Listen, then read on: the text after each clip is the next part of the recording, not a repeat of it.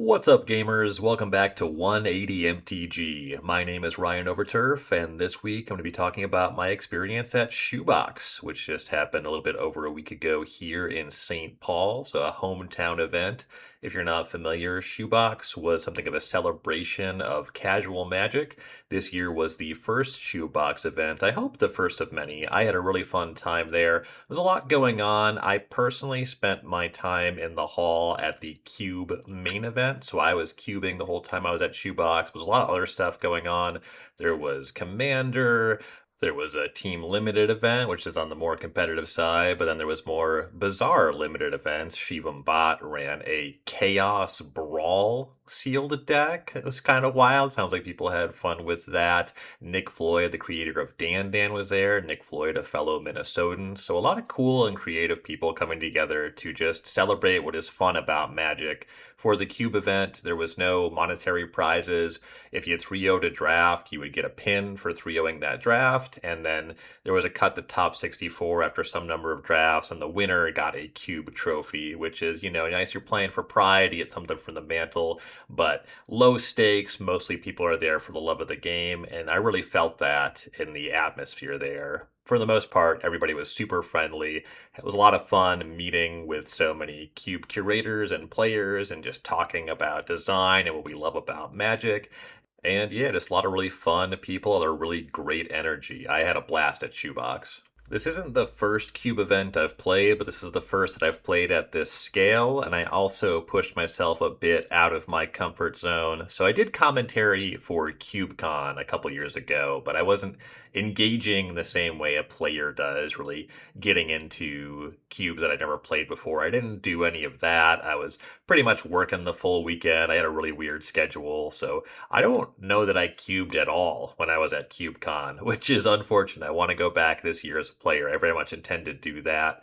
And I was a part of a Cube event that was ran at Lodestone late in 2024, and I just kind of stuck to stuff that was familiar. I drafted one of my own cubes, and I drafted a powered cube, so I didn't really push myself to do anything out of the ordinary for me. And so I've been listening to a lot of Lucky Paper Radio. They do a ton more Cube events. They like to show up and do what they call going full random. When you play a Cube event, you log into, or at least the Cube events happening now all run on something called the Hedron network, because Cube events run a bit differently than your typical competitive Magic format, where if you are all playing standard or sealed deck, for example, you're going to be using Swiss pairings every round you play against somebody with a similar record. For Cube events, what the Hedron network allows you to do is play against players or just in the cube you signed up for, and even if you're in round 4, you can be 3-0 and play against a player that's 0-3 because you were seeded based off of your preference. And then within the Hedron network, you get to rank the cubes you most want to play, as well as to rank some cubes on the other side. You can choose cubes that you want to avoid. So you get a list of everything that's in the event. You can prioritize some, you can deprioritize others, but then going full random is just listing no priorities and drafting whatever they put in front of you.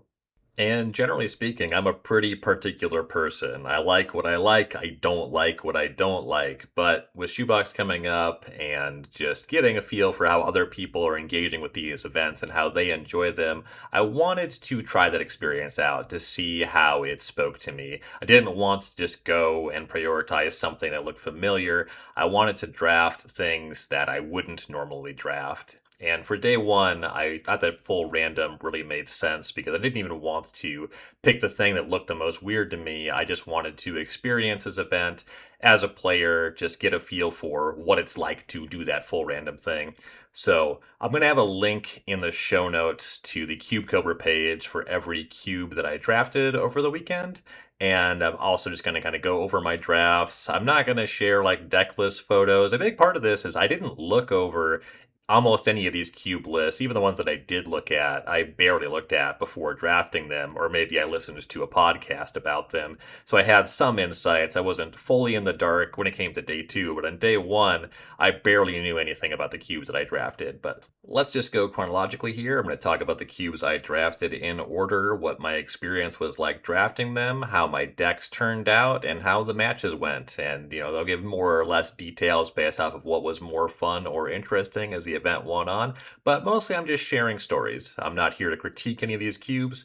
I just want to share what my experience was like. And if you're familiar with these cubes, then there's some insights here. If you're interested in my thoughts on them, certainly those will come out. But then I think more than that, I want to speak to people that have never played a cube event just to give you an idea of what you'd be getting into and to share just how much fun that I had at Shoebox. So starting day 1, I get randomly assigned to a cube called Iganjo Drift.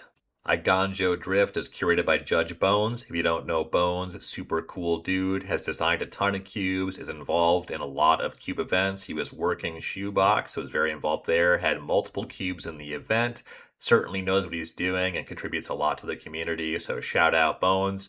For Iganjo Drift, this is a rules modified cube, so I had heard of this cube. I didn't really know how the rules modification worked, how it impacted gameplay. I knew it was a big rules modification, and this is something that I don't usually work with in my own designs, so I never really read much about it. So I get assigned to Iganjo Drift, I sit down at the table, and I'm like, trying to get the Cube Cobra page to load on my phone to read a little bit, but I also don't want to slow the draft down. So I get a rough idea of what's going on. The big thing happening in the cube, each player starts with a land on the battlefield. The land is Mech Hanger from Kamigawa Neon Dynasty. It taps for colorless mana, or you can tap it for 1 mana of any color, but that can only be used to cast pilots or vehicles. And then for 3 mana, you can tap it, and target vehicle becomes an artifact creature until end of turn.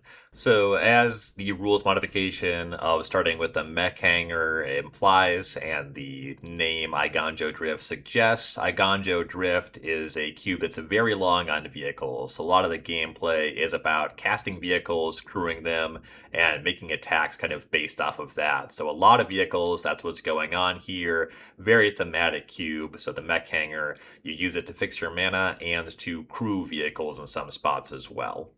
Importantly for the gameplay of the cube, the Mech Hanger you start with, it enters tapped. So if you're playing first, it's tapped on your first turn, but if you're playing second, you will untap it, and then when you make your land drop, you'll have access to 2 lands as you play your first turn of the game. So pretty significant rules modifier there.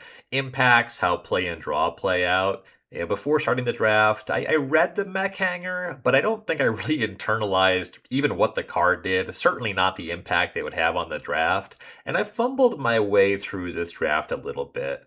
I know that in the draft, for the most part, I drafted the strongest cards that I saw and tried to figure out what colors were open, but I still found myself scrapping for playables at the end of the draft. Another thing about this cube, Bones has it set up so you draft 3 packs of 13 cards, and I think if you know what you're doing, or like pay attention and know what the rules modification does to the cube, it's fine to draft a little bit lighter on playables, because the Mech Hanger, it will fix your mana if you're smart about it.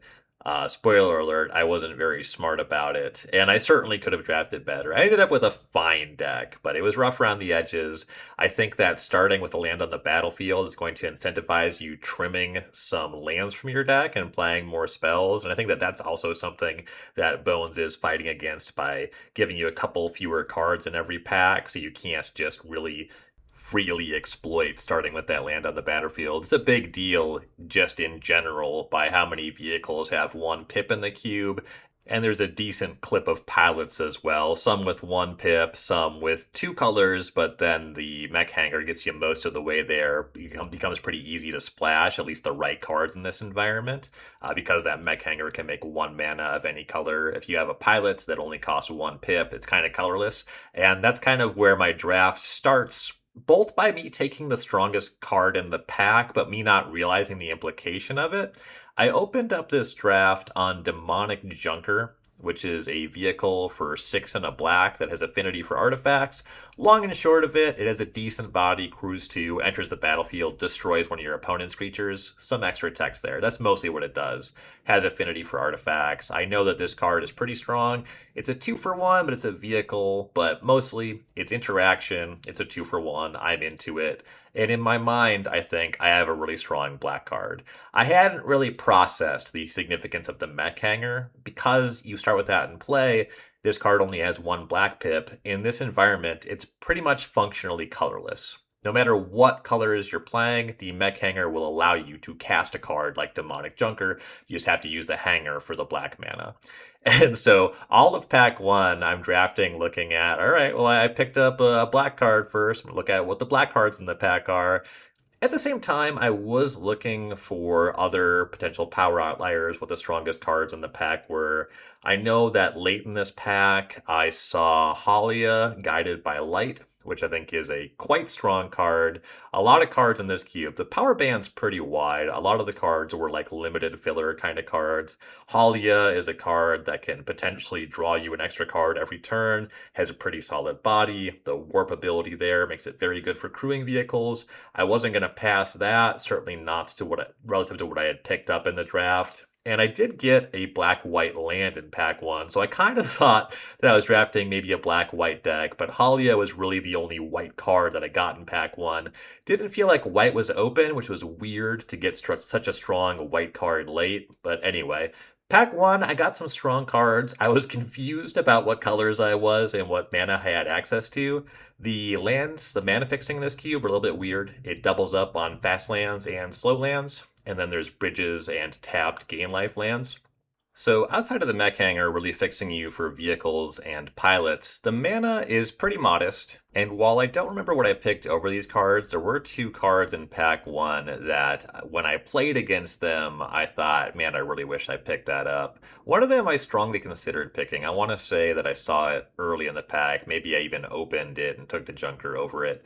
But Daring Thief is a strong one, 2 and a blue for a 2/3 human rogue. That whenever it becomes untapped, you may exchange control of target non-land permanent you control and target permanent and opponent control that shares a card type with it. So with this, there's a decent clip of tokens in the cube, a lot of vehicles. You can just trade some crappy card for your opponent's best card. And because there's so many vehicles, this cube is very long on vehicles. It's kind of designed around that. So can't remember exactly why I didn't draft Daring Thief in pack one, despite identifying it as a card that seemed pretty strong in the environment. And then especially when I picked up Hostage Taker early in pack two as a strong blue-black card. Really wish I had the Daring Thief.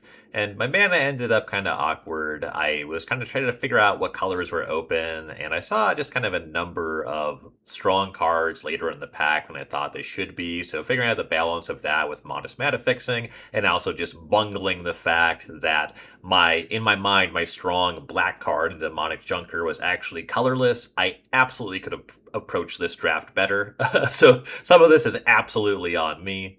And then the other card that kind of got away from me in pack one was Captain Rex Nebula, 1 red white for a 2/2, notably a human pilot employee, an employee because it's from Infinity. At the beginning of combat your turn, it turns a creature, or sorry, a non-land permanent you control becomes a vehicle with power and toughness equal to its mana value and gives it crew 2. And it also has this ability where when that permanent damages a player, you roll a d6, and if you land on the damage dealt, you sacrifice it and deal that much damage. Scary if it ever hits. It's not what came up in the games. Mostly, this card is stronger than I read it as because this cube has a decent clip, like kind of a lot of creatures that have mana value higher than their printed power and toughness. There's also a number of synergies with crewing, reasons to tap creatures, that just turning another thing into a vehicle was stronger than I understood it to be. The mana for this would have been awkward for my deck. I was base blue-black. I went a little bit out of my way to splash Halia and one other white card in my final deck, and I wasn't thrilled about it. I was off color in one or more games in the actual drafts. I don't know how castable Captain Rex would have been, but I didn't register that it was a pilot. I was busy reading all the other text on the card and really not immediately understanding how strong the text box was. Never got to the fact that I was actually kind of close to casting it. If I'm already splashing white, then my mech hanger does give me the red mana to cast Captain Rex Nebula. And Rex Nebula and that aforementioned Daring Thief did both put the hurt on me in round one here. My deck did come together in some ways. The Hostage Taker is a really strong blue-black card. I was happy having the Junker. Had some strong cards. Found some pirate synergies. A number of pirates that entered the battlefield and generated some value in one way or the other. In pack two, I picked up Mary Reed and Anne Bonny. This is a card from the Assassin's Creed set. One blue red, 3/3 legendary human assassin pirate. I kept finding it really funny that my deck had pirates, but the mech hanger fixes mana for pilots. So the near rhyme there, certainly costing my mana base. But Mary Reed and Anne Bonny, 3/3 with haste. Tap, draw a card, then discard a card. And whenever you discard an island, pirate, or vehicle, create a tapped treasure token. On rate, Mary Reed and Anne Bonny, just kind of strong in this environment. I mentioned that this cube kind of has a lot of creatures that have mana value higher than their printed power and toughness. And when you just see a creature on rate with a keyword just on the curve, 3 mana, 3/3, actually that's going to play pretty well in this cube, at least based off of my very limited experience with it. And this card would have been one of the stronger cards in my deck, but I didn't pick up a single red fixing land. There were multiple players, I think, in a row in the draft that were blue-red, I found out after the fact. They were on the other side of the table.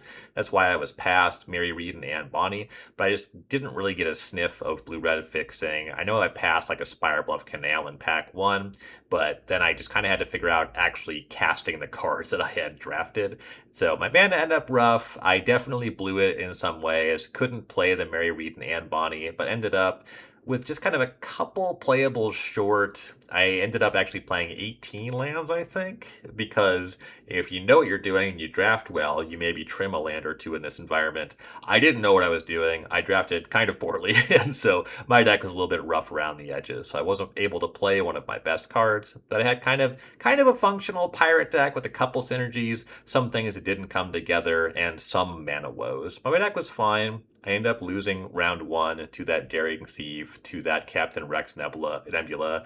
Actually, in game three, my opponent played Smuggler's Copter. I just kind of laughed about that. The cube has kind of a wide power band, which some people have more of an appetite for than others. I mentioned there's a lot of like retail limited level cards, and then that card is like a constructed power level outlier. So it was just kind of funny to have this back and forth match against a deck that I think was generally stronger, better drafted than my deck, and then in game three, just lose to what was by far the strongest card I would see the entire draft. But them's the breaks. You shake hands, you move on. Big thing that happened in match one here that I thought was really fascinating is based off of the mech hanger that you start with entering tapped. A lot of discussion going on. My opponent and I were talking about, well, do you want to play first or draw first? Is it stronger to untap with it? And other people at the table were talking about it. Some of them had played the cube before, and some of it is a factor of mana curve. If you have 1 mana and 3 mana spells, it's pretty good to be on the play, especially if you open up on a 1, cast a 3 mana spell on turn 2, you're really humming. But then on the draw, if you have a lot of 2 mana spells, a deck on the draw can take a lot more advantage of that. And then another factor, my deck was, I think, a little clunky, a little weak. My worst cards were kind of not really playable, even if I had some really strong cards within my deck. And so I chose to take the draw every time that I had the option in this draft, which I thought was really cool. That's something that he used to do in retail limited, certainly in sealed deck, 20 years ago. The cards were a lot weaker. So many of the commons were just kind of junkier, and you had that wide power band, junky commons, strong rares. And so being on the draw, especially if your deck was a little slower or a little weaker, maybe both, you can leverage the extra card there. And the extra mana on the mech hanger really lets you take advantage of that. So I thought it was really cool that it was an environment, and I could be wrong, and it could be different based off of how I draft, both that mana curve consideration and also just drafting the cube with a better understanding of what's happening in the environment. But it was really cool to me to be playing an environment where I felt right taking the draw. In round two, I played against Anthony Maddox of Lucky Paper Radio fan. If you don't listen to Lucky Paper Radio, really fun podcast, really enjoy their stuff.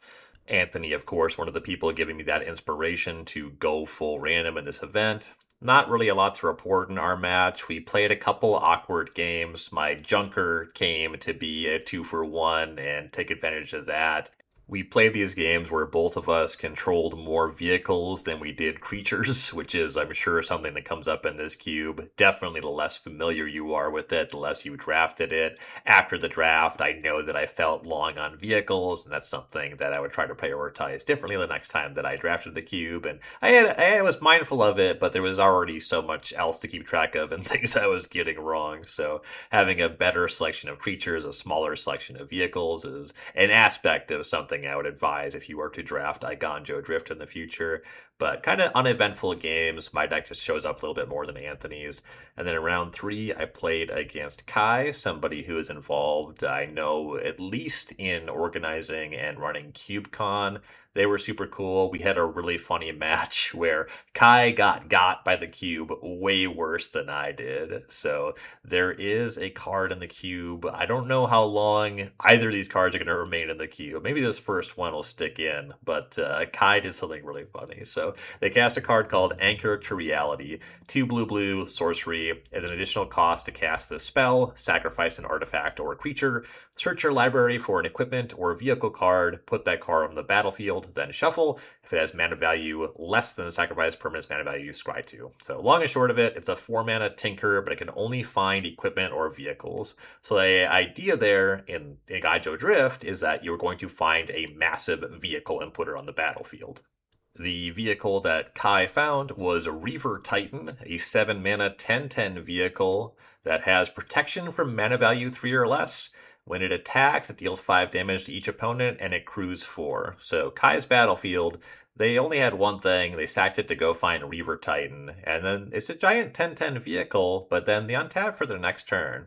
And they go, oh, protection from mana value 3 or less means I can't actually use the mech hanger to turn this into a creature, which is kind of the idea there. The whole plan was, all right, well, I'll go and find this big vehicle, but I can fire it up with the mech hanger. And then that just doesn't work with this giant vehicle. So I told Kai that they should file for comp. But anyway, that was one where kind of a deck that didn't really work or an interaction that didn't really work showed up. So that put me at 2-1 despite my fumbles with the draft, and I did have to read a lot of cards here. Basically everything that's at like a retail limited power level. To the extent that I read it maybe during preview season, I do not retain any of that information. So in a way, this is the kind of cube that I would generally avoid because it's kind of overwhelming to need to read so much. But I've kind of been honing the skills of tuning in or out relevant information. And I guess I tuned out too many things. I will reiterate that I could have absolutely drafted better if I understood that rules modification, what the mech hanger did better. But anyway, at the end of it, I didn't feel fatigued. My matches went fine. My deck was fine, went 2-1. And that made me feel a little bit more energized to jump into whatever random cube somebody would put in front of me. For my second draft at Shoebox, the Hedron Network randomed me into the Budget Synergy Cube. Pretty straightforward name there. Didn't feel compelled to read the Cube Cobra page or look at the list at all here. But I am looking at it now, just kind of talk about the cube in retrospect. To define budget, it looks like they go for no card that's more expensive than about $3, which doesn't really impact your experience as a drafter. I know with budget that rules out like fetch lands, shock lands, so I was expecting a modest power level, and that's what the cube environment did deliver. The cube list, it doubles up on pain lands. It seems like it's fully singleton at a glance, except there's 2 copies of pain lands. That's something that I generally don't like. Oh, there's 4 Ash Barrens. I kind of just like sampling from the entire history and all of the options. In drafting this cube, I ended up with multiple copies of 1 or more of the pain lands in my 3-color deck, and I thought that changing that second cycle of pain lands just into tri-lands, Crumbling and Acropolis et al. From Shards of Alara and Khans of Tarkir, that's something that I would have preferred, but everybody does it their own way. Totally fine to do it this way. I ended up opening a pack where Revelark was far and away the strongest card, which I suspect is pretty common for packs with Revelark in this cube. The card, I don't think has ever really been worth much money, but it is a tremendously powerful card that does not really require synergy to execute on. 4 and a white for a 4/3 flying elemental. When Revelark leaves the battlefield, return up to 2 target creature cards with power 2 or less from your graveyard to the battlefield and evoke for 5 no white. This was not close to being the strongest card in the pack that I opened. I knew that once I picked it, I was going to go out of my way to play Revelark, and then there's some amount of considering making sure that I get cheap creatures to return Revelark to the battlefield. I actually didn't end up too long on that. I think I only had about 8 creatures that Revelark actually returned, but some of that is just that the rate, a 5 mana 4/3 flyer in these lower power environments, that body, I just attack with Revelark a lot. There's enough going on there. Like this card is definitely a power level outlier in this environment.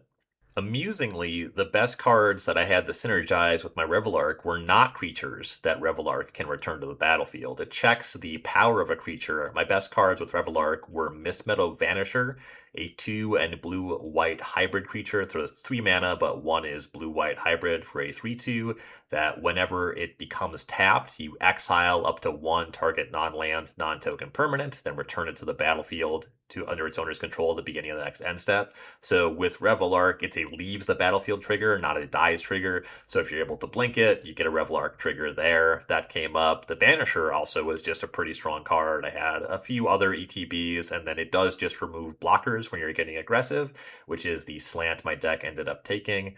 And then I also had Kirill Attentive First Year. This is a 3 mana, 1 and 2 red-white hybrid mana, 3/3 that you tap 2 untapped creatures you control to copy target triggered ability you control. You may choose new targets for the copy, activate only once each turn. That actually played pretty well with the Vanisher. I used that once to remove 2 blockers. I played some fresh creatures, attack with the Vanisher, copied the trigger, got in for a lot of damage.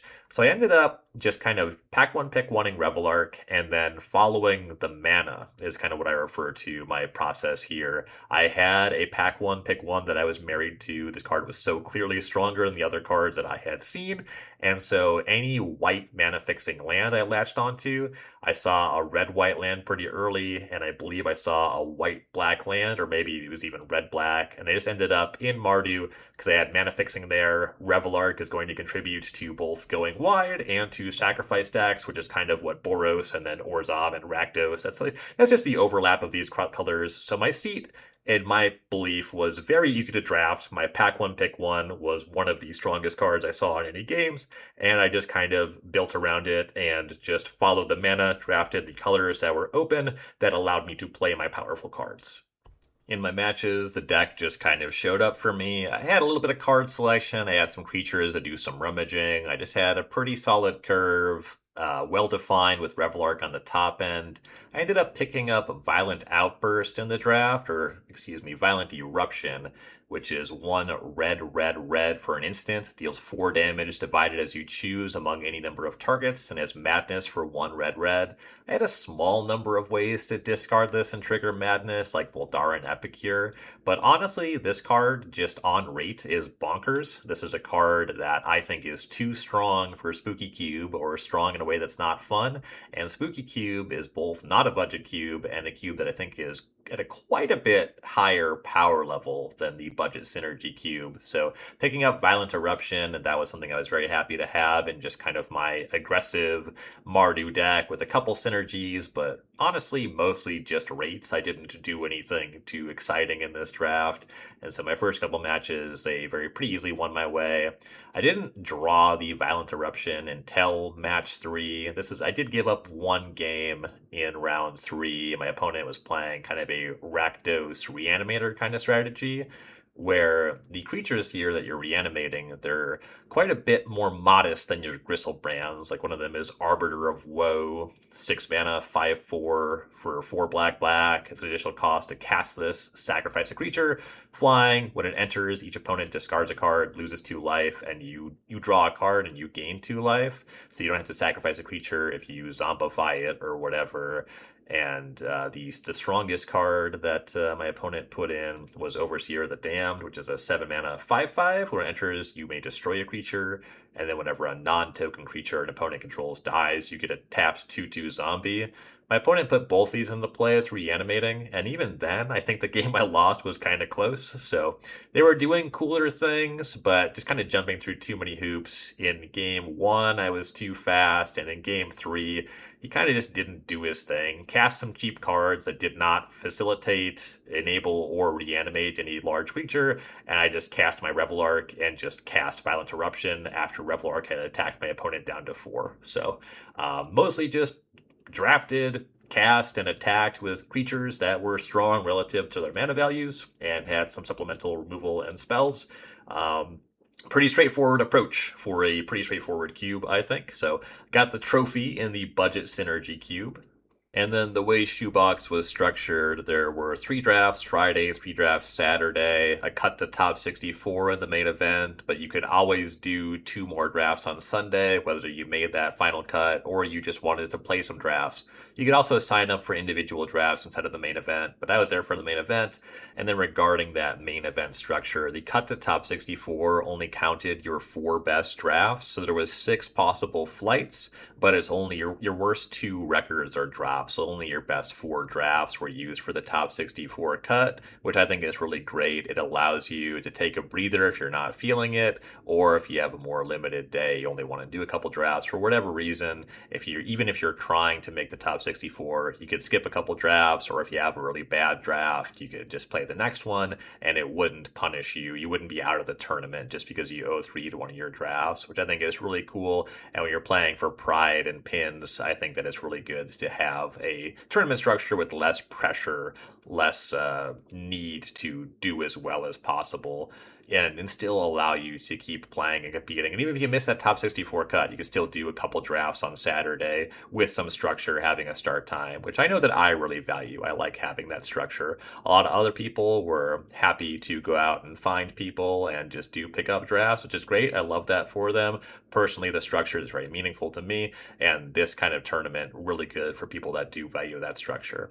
But anyway, I decided on Friday I wanted to play all 3 drafts, and so I jumped into one more full random draft Friday night, and I was seated into the Spicy Ramen Cube, which is functionally another budget synergy cube. I had heard of this cube. The conceit of this one is that each card has kind of an average price that's about the price of a pack of ramen. So another budget cube there. It allows for some slightly more expensive cards as long as there are cheaper cards to get that average out.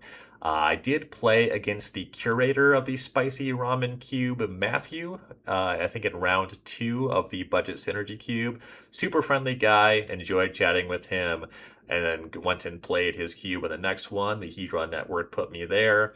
And my pack 1 pick 1 in Spicy Ramen was a lot more interesting. I once again did not review the cube cover page at all. No reason to look at the cards. I knew that this was a budget and synergistic cube, so kind of just took the same approach where I'm just going to open the pack and try to read the draft. And pack 1 pick 1, I did not have any significant power level outliers. There was a couple, in my opinion, kind of boring aggressive cards. I know off the top of my head that Scrap Heap Scrounger was in the pack, which is just a really strong aggressive card, mostly colorless. You can put in any deck and beat down, but I just played a beatdown deck. And so I wanted to try to do something more fun. I ended up pack 1 pick 1 taking Samwise Gamgee, which is a food card that is really synergistic with certain things. There's packages and combos with Samwise, and without knowing the cube list, this is kind of a don't try this at home pick for reasons I'm about to outline. So Samwise is green, white, 2/2, legendary halfling peasant. Whenever another non-token creature enters the battlefield under your control, you create a food token, and you can sacrifice 3 foods to return target historic card from your graveyard to your hand. So I'm looking for big food payoffs. I know that there's a lot of wild stuff you can do with Cauldron Familiar. That's kind of a modern deck. I know the Cauldron Familiar is a pretty cheap card. I know I'm really looking for Academy Manufactor, 3 mana, 1/3 that whenever you make a food, clue, or treasure, you would make all three instead. So there's a couple really big payoffs that exist that I think might be in the cube, but I didn't look over the list.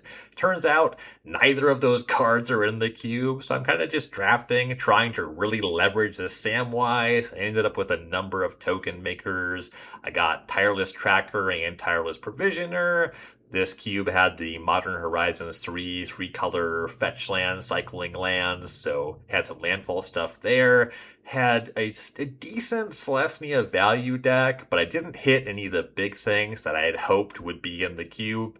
I thought maybe they just didn't show up in the draft or somebody else picked them, but I think that the Samwise, looking at the cube list, I would have just taken one of the boring aggressive cards, or at least explored a different lane there in retrospect. Samwise did not deliver relative to my hopes for the draft.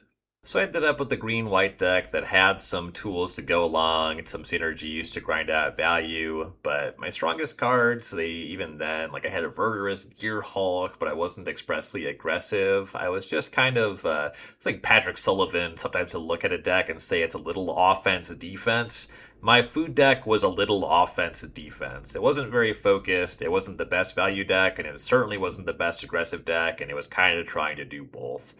So round one here, I did play against Kai again, and this time Kai just ground me to dust over the course of a very long match. I did win game one, and then our game two went super long. Kai actually cast the same Elspeth Conquers Death, I believe no fewer than 8 times in that game, and I was able to squeak out a couple points. Some of my stronger cards only cost 2, so Elspeth Conquers Death couldn't answer those, but Kai drew a ton of extra cards, was leveraging a Dour Portmage, 2-mana creature from Bloomburrow that says whenever one or more creatures you control leave the battlefield without dying, you draw a card. And for 1 and a blue, you can tap Dour Portmage to return another creature you control to its owner's hand. So Kai was comboing that with Baleful Strix and some other enter the battlefield's abilities.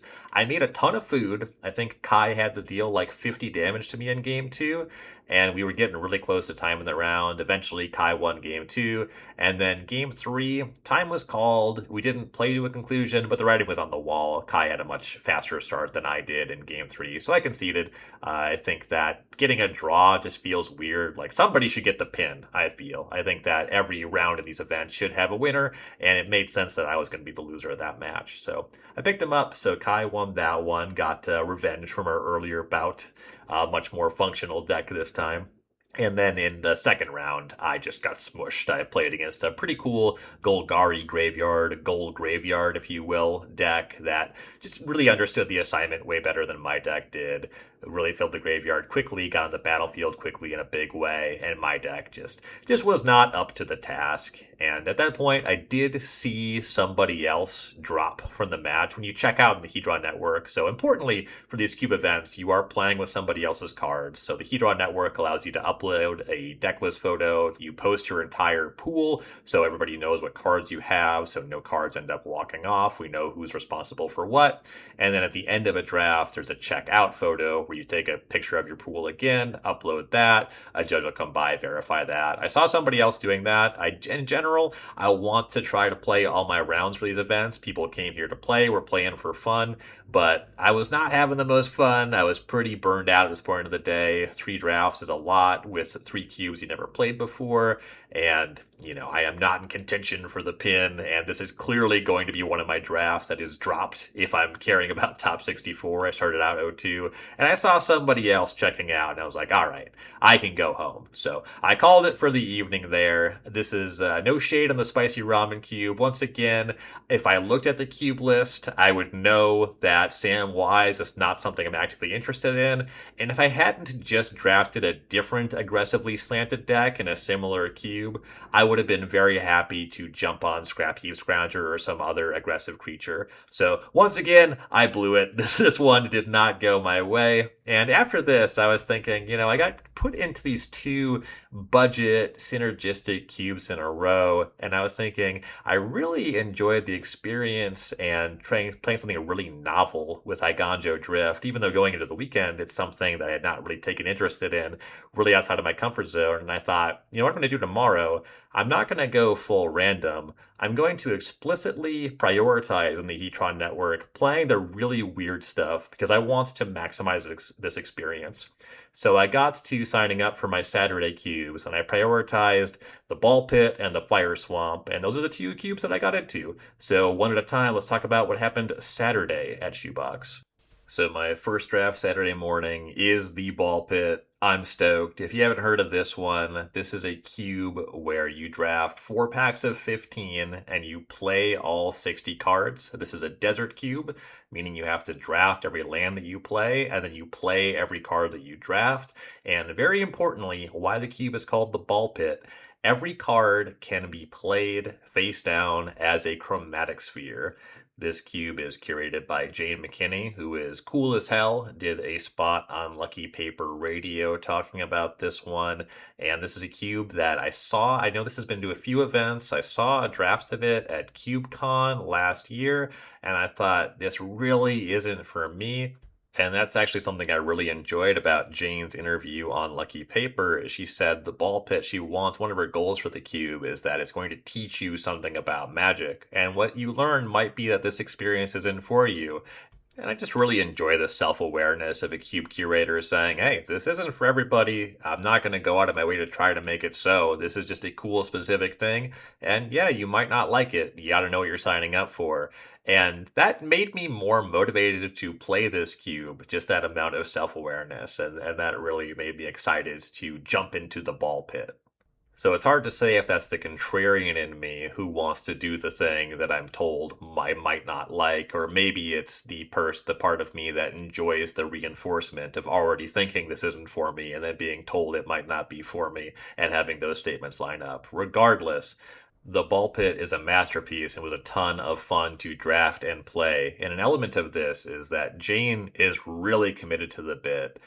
Jane actually has acquired 480 copies of Mirrodin Chromatic Sphere. Importantly, the art with the ball, and every card in the Ball Pit is sleeved in a clear plastic sleeve with the Chromatic Sphere facing backwards, so you can just play it face down and it's Chromatic Sphere on the backside, which is just awesome. It makes it a little bit cumbersome to shuffle because every sleeve has 2 cards, but it's not that big of a deal. And there is a utility there where you always know which way the packs are facing. You're never going to shuffle cards in the wrong direction because the Chromatic Sphere shows you which side is up. I did actually spend a little bit of time looking at the Cube Cobra page for the Ball Pit overnight once I decided to rank cubes just to get more of an idea of what I'm going into. I knew from watching the CubeCon stream and listening to the Lucky Paper interview that this is a very overwhelming cube to draft. Every card's a modal card, and it costs you a mana to play the Chromatic Sphere, what cards to play face down, how you want to crack them, what mana you want to make, valuing your lands as a desert cube, trying to manage how you are winning games, and that impacts what cards you can afford to play face down. This is a tremendously complex environment, and sight unseen would have been very overwhelming for me to draft. But the information I had already absorbed made it pretty approachable, and then I also pulled up the Cube Cobra page. Something Jane does that I think is very cool is she has marked and highlighted a number of cards that are frequent 3-0 cards based off of a number of drafts that have been done with the Ball Pit. So you can just kind of glance at it and look at the cards and the strategies that generally perform well. And this isn't like a massive data set. It's just these are literally cards in decks that have 3-0'd. Who knows if they were played as the face-up card or if they were played more often as Chromatic Star. This isn't like a big number crunch thing. It is just something that makes it a little bit easier to parse what's happening in the cube. And that was really nice. And, knowing what information to tune into and what information to tune out of goes a long way in drafting cubes that you're unfamiliar with. So I really appreciate that. When it came to the draft itself, I opened up on Platinum Angel as my pack one pick one. A lot of the lands are broadly interchangeable. Like there's some mana fixing lands, but your chromatic spheres will eventually make kind of any spell castable. So I wasn't going out of my way. I don't know that I drafted a single mana fixing land, actually, maybe one or two. I was going to prioritize heavily stuff like Cloud Post, which gets really broken if you have multiple copies. Even just cycling chromatic spheres, if you have extra mana, you just get to draw a couple extra cards every turn. Not in terms of card advantage, but in terms of finding your business. Extra mana goes a long way. Most of the lands just tap for one, though. There was no broken land or kind of exciting card in my first pack. I ended up never casting the Platinum Angel that I first picked in any of my games. I played it as a fear once or twice. It's something that I expected to be pretty high impact. There's only so much interaction in the cube. If I was able to get some of that broken mana, it's a giant flyer. So I was pretty happy to first pick it, but didn't end up being my plan. Pack one, pick two. I immediately get past a Mirror Enforcer. There's 16 copies of Mirror Enforcer in the cube. 7 mana, 4/4 affinity for artifacts. If you weren't playing when original Mirrodin was in the standard, this and Ravager Affinity, just a lot of really broken stuff. Knowing you have access to a bunch of chromatic spheres, easy to piece together why Mirror Enforcer is a frequent 3/0 card. Windmill Slam, the pack 1, pick 2 Mirror Enforcer, picked up an OK land pack 3. Picks 4, 5, and 6 in pack 1 were all Mirror Enforcers. I just jumped on this train hard, ended up with 8 Mirror Enforcers in the draft, and that's mostly what my deck did. Once I scooped up a bunch of Mirror Enforcers, I was basically just trying to win games that Mirror Enforcer can win. And maybe that just sounds like I'm not saying nothing. That sounds like nonsense, but I'll highlight what I mean. I am committed to Mirror Enforcer. I have 4 copies of my deck. This is what my deck is doing. I need to prioritize cards that make me strong against Mirror Enforcer's weaknesses. There's a couple ways to do that. You can have interactive spells. I actually got very little interaction in this draft. I ended up just kind of prioritizing, of course, Mirror Enforcer and making sure that I got enough lands to play. I wanted to get about 25-ish lands. I would have been happy to have a few too many, but really upset to have too few lands because you do need to make your land drops. Chromatic Sphere is not a land, so you do need a lot of lands just to play ball in the ball pit. And so I was valuing lands highly. And interaction is one way to make Mirror Enforcer matter. If you don't allow your opponent to control anything that is stronger than Mirror Enforcer, then your 4/4s will just win the game.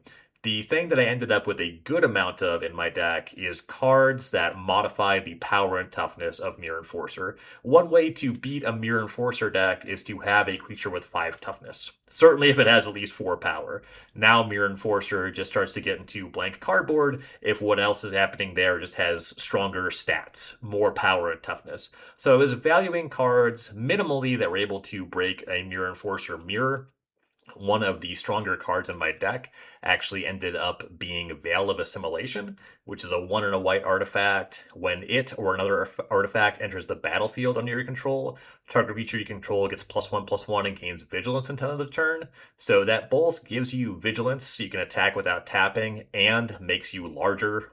And so that's just a card that can really break open a Mirror Enforcer mirror. And because all of your chromatic spheres, as you cycle through them, they will trigger the Veil. You can kind of outgrow most anything, with the exception of the Phyrexian Dreadnoughts in the cube, with cards like this. So I was prioritizing really just stats, ways to make my Mirror Enforcers punch through whatever my opponent might present. And with 8 Mirror Enforcers, I just had a very consistent deck with a coherent game plan that lined up against what I played against very well. My first opponent, Jordan, was a delight to play against. Really enjoyed our match and the banter involved, though Jordan's Energy Chamber deck just wasn't the most functional thing. So that was the easiest match that I played in the ball pit.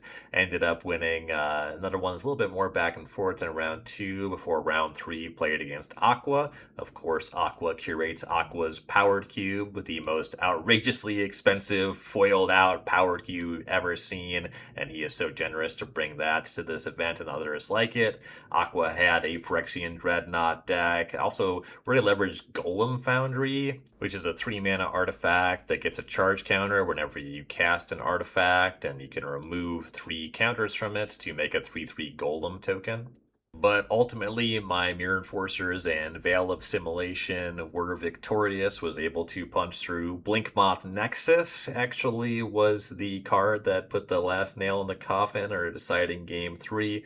Being able to fire that up as a flyer and pump it with Veil of Assimilation and playing whatever as Chromatic Spheres allowed me to fly in for the last point of damage, threw a ton of power and toughness on the ground to claim my second trophy at Shoebox. Drafting the ball pit gave me a lot of appreciation for event cubes. And what I mean by that is cubes that somebody is maybe going to draft exactly one time, having something exciting, something novel, enough fireworks so you have a story. Even if you never draft the cube again, it's something that's going to stick with you. And I don't know how many times I could draft the ball pit, or at least it's not the kind of environment that I would want in my regular rotation. It's so specific and unique, and it's very cool, but I don't know how many drafts of the ball pit I have in me. Maybe like once every few months, something like that, I could revisit it. And there are things I would change if I could draft it again. I would definitely try to get some more removal in my pool, and I did learn some things about evaluating threats in different pieces of the decks. Some of that supplemental stuff that backed up by Mirror Enforcer was really strong, like Steel Overseer, of course, was an ace. But then Volshak Morningstar was a pretty weak card in my deck, and I probably picked that card too highly, just looking for something to break a Mirror Enforcer mirror. So I'd absolutely enjoy drafting the ball pit again with those changes in priorities, maybe see how having more understanding of it impacts how I'm going to draft, what my decks look like, and also having a table maybe where everybody has drafted the cube before and has a strong understanding of it. It'd be cool to see how it shapes up as you draft it more. But more than that, the ball pit is such a cool thing to walk up to. The cards in the sleeves with the chromatic sphere on the back, just the uniqueness of the play environment. It makes sense to me why this is a draw for people to go to cube events, why people would travel to play unique cubes like this, even if you're only going to play it once. It's an experience that I'm so grateful for. It was so much fun. It's absolutely one I would recommend if you're able to make it out to any event that features the ball pit. The ball pit is great, and it was so much more for me than I originally thought. And then after the ball pit, it was time to draft the Fire Swamp. The Fire Swamp, another cube that makes the rounds at these cube events. This is a partial desert cube, which means you do have to draft most of the lands that you play. A full desert cube has no land box. So with the ball pit, you play exactly what you draft. With the Fire Swamp, you can add any number of basic swamps to your deck after the draft, but you don't have access to the other colors. The cube is mostly Jund. There's a lot of green cards, or a good amount of green, about half as many green cards as there are black cards. The cube is predominantly black. And then there's half as many red cards as there are green cards. Any forests you want to play, any mountains you want to play, you got to draft those. There's very little in the ways of things that would be blue or white. The cube is mostly Jund. But when it comes to swamps, you can play as many of those as you want, but everything else you do have to pick up in the draft. The Fire Swamp, of course, a reference to the Princess Bride, and this environment is tremendously punishing, being a mostly desert cube. If you want to play those other colors, which there are strong incentives to, you have to draft all the lands for your red and your green sources. And then a lot of the cards in the cube just have extra costs, have drawbacks. You have to pay life, you have to discard cards, you have to sacrifice permanents to do a lot of things in the Fire Swamp. So by design, a pretty punishing environment. There are some cards that are power outliers on the strong side, but the partial desert cube aspect does finesse that experience a little bit. When it comes to red and green power outliers, the fact you have to draft your mana sources does make it real to consider if you want to draft the strongest card in the pack if it's not black. There's also some stuff going on where there's a good amount of removal in the cube that destroys non-black creatures, which is really interesting to evaluate when you know that everybody is going to be playing black in some capacity. You just don't have the cards to play not black. There's 143 black cards in the cube. There's enough cards that, in theory, you could play just a red or a green deck, but given the way the mana breaks down, it's probably just incorrect to do that, even when it's possible. So there's some strong green or red cards that might make you want that removal that can target non-black creatures, but then also against a lot of opponents and in a lot of games, it's not really going to be effective against the average creature in the cube. Of course, many of the black creatures have downsides where the green creatures, they tend to be a little bit stronger. The downside is that you have to draft the mana sources to actually cast them. So the Fire Swamp is another environment that when I first heard about it, I wasn't sure it was going to be my thing, but as soon as I picked up a pack in this draft, I was just grinning ear to ear. You can tell there's a lot of like heavily played cards in the cube, just cards that are kind of beat up. You can tell that the designer Brett really loves it. Got to meet him this weekend. Really cool guy. He cooked up something really special here, and I will say that partial desert aspect while drafting this, I really came to appreciate that. I've worked on my own desert cube at this point in the tundra, but the thing about that is I have this awareness if a player just train wrecks for whatever reason, they just get off color cards, they don't draft enough lands, there's very easy to imagine outcomes of the draft where a player has difficulty playing the games outside of the typical range of mulligans and mana screw that exists in every environment when in games of Magic. But the partial desert, the fact that you can add swamps, if you only draft 6 or 7 lands, you can always add more swamps. You might have a lot of difficulty casting the red or the green cards, but you're able to get to 17 lands if you want to play 17 lands. You're going to have to value the fixing if you're going to play the non-black colors, and some of the stronger cards are going to be in the non-black colors. But the partial desert, the access to some basics, means you can always play, and that gets around some of the harsher aspects of the restriction of a desert cube. So I think that partial desert, that's really cool here. As for my draft, pack one, pick one, I opened up Volrath's Stronghold, just kind of an iconic all-timer strong card. Didn't really consider anything else in that pack. Then I pretty quickly moved in on red. I believe pack one, pick two, I was past Anger, another kind of historically powerful card. However, not being able to add basic mountains to your deck, and then the mana fixing in the cube not being typed duels, means that you really do have to work for Anger. I was expecting to have some discard outlets or some easy ways to put into the graveyard. At the end of the draft, Anger didn't actually end up making my deck. I ended up being black-red, but it just wasn't reliable for me to put Anger into my graveyard outside of casting it, which seemed fine. You can cast it, attack with it, block with it, but I just had a lot of stuff that cost 4 and 5 mana, and so Anger didn't end up fitting into my plans. But picking it that highly did mean that pack one, pick three, I scooped up a basic mountain. That wasn't really even a consideration. I knew that if I wanted to play some of these other colors and I didn't want to be mono black unless there were powerful, like very powerful black cards in every pack, I certainly wanted to explore the other colors. And at the time when I picked that mountain, I did think Anger might be that thing. But as the draft progressed, I ended up picking up a good clip of red lands. It did not seem like green was going to be open. It turned out on the other side of the table, there was kind of 3 players fighting over green in a row, where one got a lot of green cards, the other one kind of got all of the fixing, and then there was a third player there who was specking on a couple strong green cards. And so the cards that got past those, I ended up getting kind of late in the pack. I was able to pick up some really strong red cards. I had Fireball in my deck. I had Cone of Flame, which is red, red 3 for a sorcery. Deal 3 damage to something, 2 damage to something else, 1 damage to a third thing. So that can just be a 3 for 1.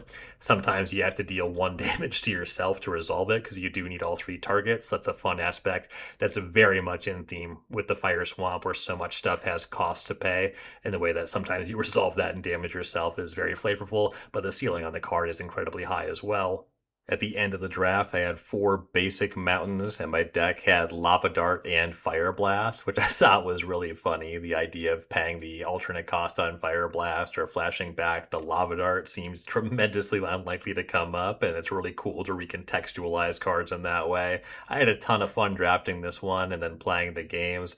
A lot of things were kind of scrappy. Despite having Volrath's Stronghold, I was using it to recur things like Ravenous Rats, which I valued very highly. An actual positive 2-for-1 on your end is quite powerful in this environment, and getting the Ravenous Rats back with the Stronghold can be strong, but at some point your opponent just doesn't have cards in hand, and they still top deck every turn, so Ravenous Rats can't lock them out. I did have Chittering Rats, but without a sacrifice outlet, and there's not really a specific, you have to get into a specific kind of game for that to be a lock, never came up.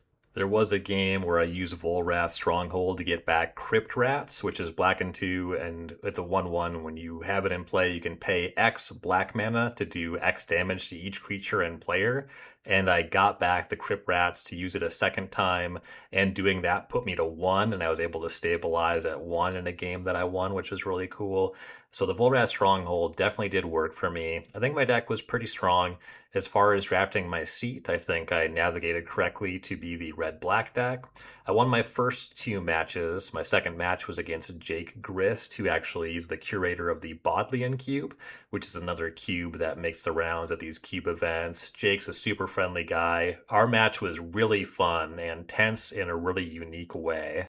Jake was also black red, and he had drafted Morn Song Aria, which is an enchantment for 1 black black. Says players can't draw cards or gain life. And at the beginning of each player's draw step, that player loses 3 life, searches the library for a card, and puts it into their hand, then shuffles. So instead of your draw step, every turn you're resolving Grim Tutor. And he casts it, which means I lose the life and tutor first.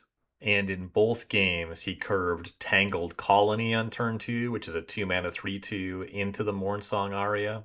So he just had a fast clock out of the gates, and I had like a Firebolt in my hand, I think, in game 1 that I didn't want to cast because the Tangled Colony, when it's dealt damage, if it dies, Jake would get to make 1/1 rats for every damage it takes, so it really doesn't solve the issue with the clock. And I have Echoing Decay in my deck, but then that costs 2 mana, and it's really tough to think about the card that you want to tutor for every turn. It's costing you 3 life every time. And I have Fireball in my deck, but Jake also kind of had the initiative here where I'm paying the 3 life first. So in game 1, he got me with Song of Totentats, making a bunch of 1/1 rats with haste. But then in game 3, I was able to navigate in a way where I had Contagion in hand and was able to soak up enough damage or kill enough creatures and then be able to fireball him for lethal. So they were really tense turns where every turn, I know that I was thinking like 2 or 3 turns ahead. If I get this turn, what do I have to get next turn? How can I set up? I was building to that lethal fireball. And then Jake went for the Song of Totentats, would have been lethal if I hadn't left up mana, if I didn't have the Contagion at the ready for him. So really cool games. I don't think I could play Mornsong Aria games all day. It was really tense. You know, that life cost on the Aria itself, so many of the cards in the cube having drawbacks, a bunch of the creatures being 1/1s and 2/2s, just this really crunchy arithmetic going on there. But it was so fun to do that for exactly 1 match there. And then I did end up losing the finals here. I played against a player who had a strong black-green deck. Mostly, I did mulligan to 5 in the game 1. That was a really close game, though. I actually got smushed in game 2, where I think we were both on 7 card hands. That game wasn't close. I kind of got bodied by Oversold Cemetery, is a lot of what happened there.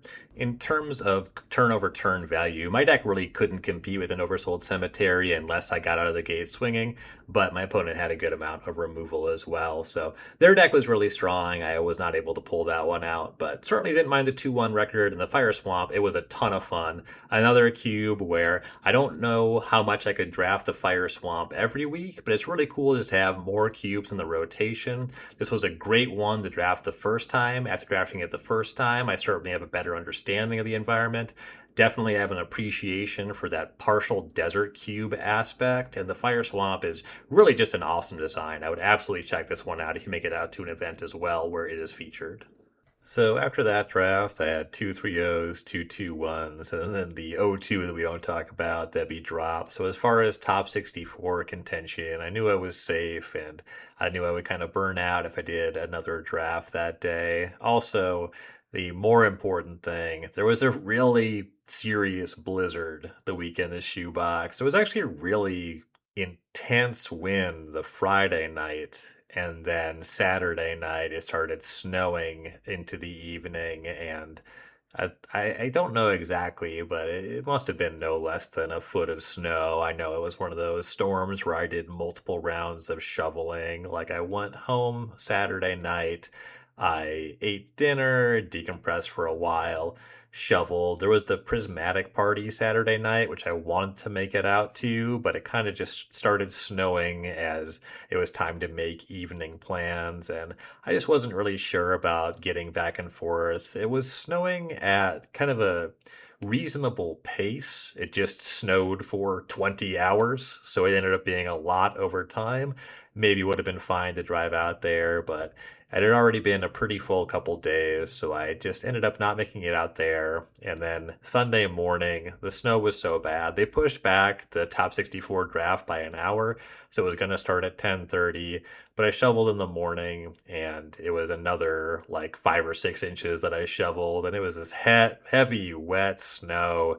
When I checked Google Maps about the drive time from Minneapolis to St. Paul, like kind of the whole route was yellow and that could turn red at any second. And I had some other stuff going on, and it was just kind of too much. I thought better of driving to the event. So it's kind of unfortunate to not play the top 64, but that is kind of another aspect where it's cool, where we're mostly just playing for pride. Not showing up on Sunday means that I didn't get my top 64 pin, which I'm a little bit bummed about. I would have liked to have claimed that pin. But, I hope that everybody that did make it for that draft had a lot of fun with it. So I just didn't show up on Sunday at the con. It continued to snow through a lot of the day. But I did end up, Andy Mangold invited me to a bit of an after party at the B&B that they were staying at. And there was just a ton of really cool people there. A bunch of people that worked the event, a number of the cube designers for the event, all hanging out. At one point, there was 3 different cube drafts going on. I partook in a draft of Spencer's 100 Black Lotuses cube. This is another cube inspired by 100 ornithopters. It's exactly what it sounds like. It's a cube with 100 black lotuses, a lot of busted stuff going on here. And I had a ton of fun drafting that. We had 8 people drafting 100 Black Lotuses, 360 card cube. I more or less forced a favorite vintage cube archetype of mine that I call Broken Blue. I just did not waver from wanting to cast blue cards that drew cards and countered spells with my Black Lotuses. Really interesting thing about all your mana sources being Black Lotus is you can play a card of any color fairly easily. So I ended up casting Grave Titan into my deck sometimes. I used Eternal Witness mostly to immediately rebuy a Black Lotus, so I got a free 2-1. And I had Tinker for Blightsteel Colossus, so sometimes I was attacking with 2/2s. Other times I was cheating out Giant 11/11 Trample Indestructible Infect. And a big thing about it that I wanted to stay largely blue because I was taking Force of Will over Black Lotus. I had Force of Will and Force of Negation. I think it's pretty fascinating how Force of Negation plays in this environment. If you're just playing a singleton vintage cube, you're going to Force of Negation Black Lotus almost every time. You actually have to think about it in 100 Black Lotuses because you just don't know, do they have another Lotus? Is their payoff a creature or a non-creature? It was fascinating. And there's lands here. I did find Spencer's Cube Cobra page. I'm going to link the 100 Black Lotuses. I know this is an environment that Spencer's going to keep working on. I did encourage, I think that this would be an awesome event cube. Of course, this would be a cube for an event that has to allow proxies. It's not like there's 100 actual Black Lotuses here, but Shoebox was a proxy-friendly event, and this is one that it's not going to be for everyone, like the Ball Pit, like the Fire Swamp, like Iganjo Drift, but I had a ton of fun playing this. It's an environment that I'm excited to see how it shapes up. I would love to see this at an event. I think it has some punch, some appeal, like 100 Black Lotuses. It sounds cool. There's, of course, going to be skepticism about how does that play? And I don't know. I had a lot of fun playing it. It reminds me of just really high power vintage cube. Like what I like about vintage cube, when I did my podcast about falling out of love with vintage cube, a lot of that was too much of vintage cube is just mid-range garbage. 100 Black Lotus is about casting Black Lotus and beating Black Lotus. So I loved it. I did pull off the 3-0 here with my broken blue deck, so, of course, the winner had a fun time, but I would genuinely draft this again. I think it's just another really fun one. The games are pretty fast, and sometimes they break in weird ways. It's that old high power environment magic kind of thing, where sometimes the game is over on turn one, but I had another game that had a really tricky decision point where I could have cracked my 2 Black Lotus to Mystic Confluence something that I thought that I could beat, and instead the game played out. I held off on my counter spell and ended up attacking with Trinket Mage and Treasure Mage just like 8 times, just this really drawn out affair. That's kind of another aspect of Black Lotus being most of your mana sources, is that once you sacrifice them, they're gone. And so a 2-2 on the battlefield ends up being real in this environment. So it plays in really exciting and explosive ways. There's a lot of fireworks. I played a game against Spencer where he went 5 Black Lotuses, crackle with power, and I said, how much damage is that? And he said 20, and I said, oh, and we moved on to the next one. It was a ton of fun. I definitely hope to see this cube at events in the future. I would check it out if it does make the rounds. But that's going to do it on my Shoebox event report. So no top 64 for me, but a ton of fun was had. I enjoyed all the cubes that I played. And more than that, I just enjoyed meeting all of the passionate, creative, friendly people. I felt so welcomed. I am a person that struggles a lot with social anxiety. It can be difficult for me to go out alone where I don't know who I'm going to know or when they're going to be there. So the structure of Shoebox went a long way for me, having designated start times and getting things off the ground, having good ways to break the ice and start talking to people. Met a lot of other people that create in the cube space. I don't want to do specific shout outs. I just know I'm going to miss people. I know I already did shout out a lot of people just over the course of who I met playing the event, but everybody that I interacted with this weekend was just so welcoming and friendly. I absolutely intend to make it out to more cube events. As soon as I got home, I started thinking about some designs I felt inspired to work on after this weekend and making sure that I knew people that were going to make a car to go to CubeCon this August. I absolutely want to do more of this. I just had so much fun this weekend. Everybody was incredible. Everybody that was at Shoebox, you're great. Everybody that was at the after party, it was so cool and fun to meet and interact with you all. Looking forward to seeing more of you all in the future. I'm going to do my best to be around more often. I absolutely want to be doing more of this. I can't believe I haven't been going to more events like this to this point. And at that, I've got to shout out everybody that's in event planning and organizing for Shoebox and similar events. So much happens behind the scenes. The judge staff is very involved. There's just so many people that make things like this happen, and y'all contributed so much to so many people having a wonderful weekend at Shoebox. So shout out to the Cube community, shout out to the event planners, organizers, everybody that makes stuff like this possible. I'm looking forward to seeing more of y'all in the future and to meeting more people in the community. This just was just a blast. Can't say enough positive things, and I can't say enough about how awesome the experience was and the high that I'm still riding from the event. And thank you to everybody at home for taking the time to listen to this week, for doing whatever you do to support the podcast, liking, subscribing, commenting, reviewing, sharing. I appreciate y'all too. So take care of yourselves, look after your neighbors, be well, be good, and I will be back next week talking more Cube. Later, gamers.